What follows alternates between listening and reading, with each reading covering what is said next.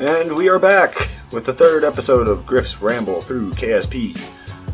And unfortunately, I lost a little bit of game footage and was doing some science around, the rest of the science around the Kerbal Space Center, and did a polar hop to both the North Pole and South Pole of Kerbin. Got some science there, and then went to press done on the recording, and it froze the capture card and software and lost an hour's worth of footage. So we got a few parts, mainly of importance, the general construction tab, which gave us a couple more decouplers, but the best part gave us some struts, the connector struts, which will make our devices and crafts a lot stronger and more sturdy. We also got a little crew cabin and some launch clamps, and the other one that's really important is advanced rocketry.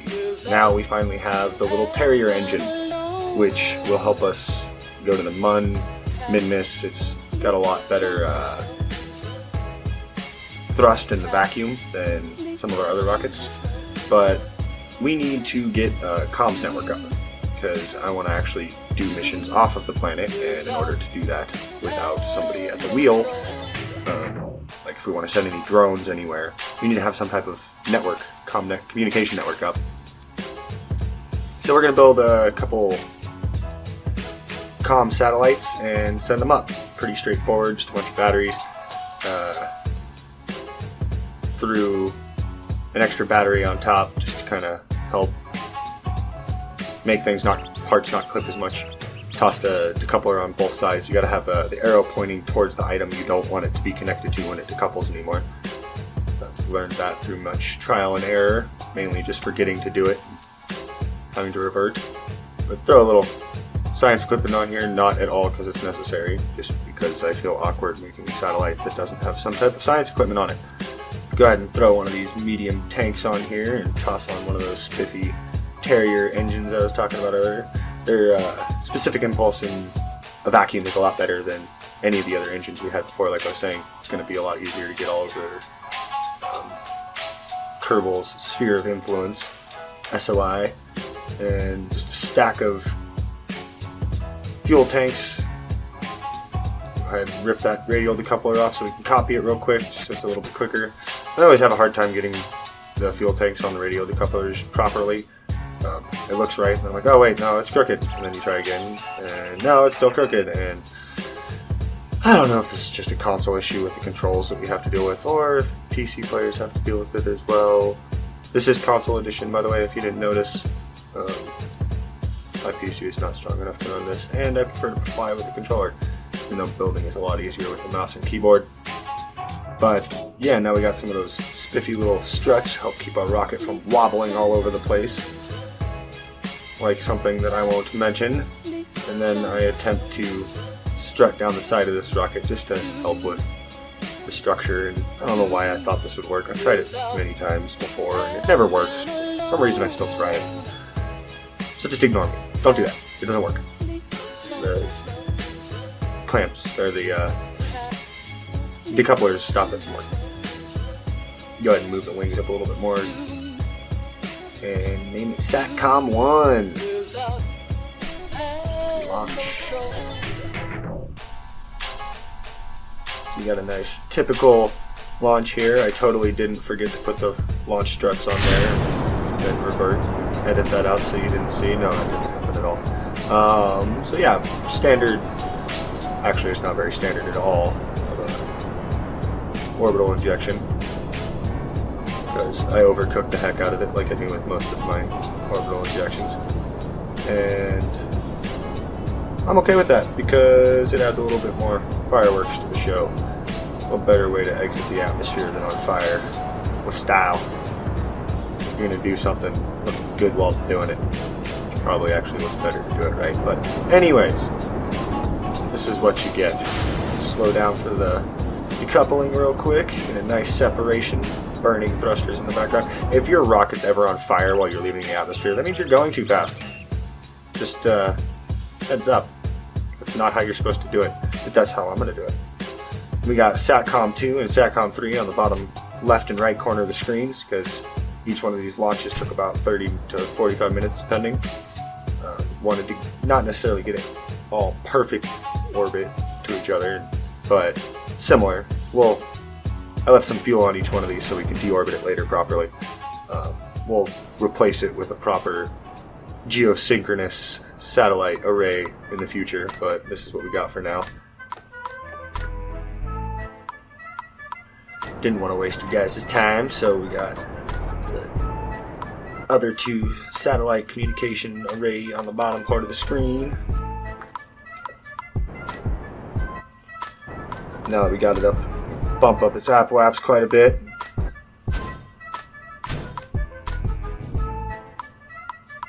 To couple that final stage, you can see on my bottom one that it's already up, and the SATCOM 2 is actually using SATCOM 1 to get put into the proper position.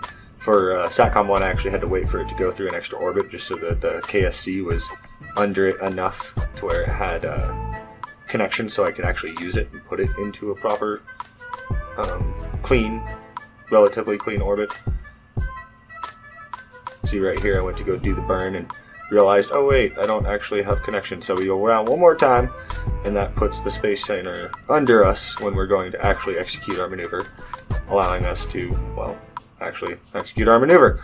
And instead of just clicking my node and pressing next orbit, I decided to make a new one because, well, scrub life. What can you do? This is post-editing commentary, so what, I'm looking back at my trials and tribulations. Let's do a little test burn to test the engines real quick. And fire up, bringing ourselves pretty high up. These orbits, this ends up being 4 satellites. I thought I could cover it with 3, which I probably could have, but the position of them ended up being so that it was just a perfect hole for the 4th one, so I said screw it. And we cut to the 4th one, being put into its final position, giving us a nice 4 satellites bouncing off each other, and back to the KSC, Kerbin Space Center. It's just finishing its burn real quick, and it's far from perfect, but it's within couple hundred meters of each other, the apoapse and periapse, and each satellite is within 1,000 meters of each other, so it's far from perfect. They will eventually drift a little bit, but go ahead and test out real quick, and time accelerate quite a bit, watch it all spin around and make sure it works relatively well, which definitely does. And we will cut to the next stage of this video where we throw a couple of ground stations down. Now, these aren't really necessary for the relay part of this. Any one of my satellites that can reach this can also talk to the other satellites that are up there just because of obvious positioning. But when I'm doing some of the other long-range missions, these might help out because they have a lot more satellites in them. And they're very funky looking, and some of the satellites kind of clip through each other, but I just like having my extra protection, and we don't have the extra ground stations set up, so we're going to build a couple of our own. This one's just getting as far away from the desert launch site as possible, because if I ever launch anything else here, I don't want the part count to actually be affecting the game, because I know this affects all versions of Kerbin Space Center, but the Xbox version does not handle large part counts. Very well, believe it or not. Well, the console edition in general, so neither does PlayStation. You PlayStation players. I don't think you're watching this. Anyways, you can see it bouncing off in the desert. Like I said, it won't be really useful for relaying around my ComNet, but it'll help in long-range missions, like when I go to mid-miss and mine. If I do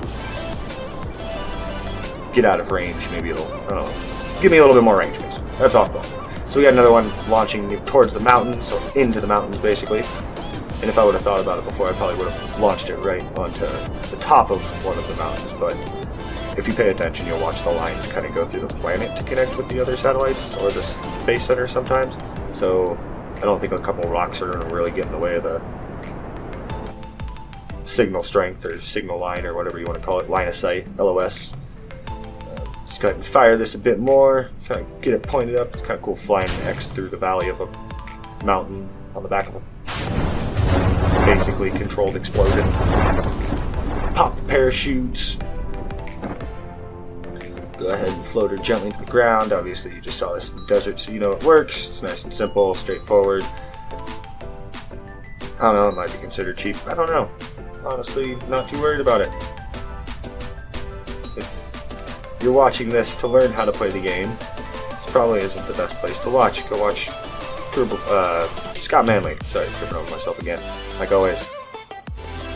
But yes, Scott Manley's got hundreds of videos, and I've seen just about all of them when it comes to Kerbal Space Program, and personally love watching them myself. It's one of the inspirations I got from this, for doing this. But you can see me just kind of toggling the satellites, seeing them kick on and work. Got an extra one up there, towards the north of the planet. And yeah. And we will go ahead and wrap this episode up here. I appreciate you all tuning in, and I'll see you next time.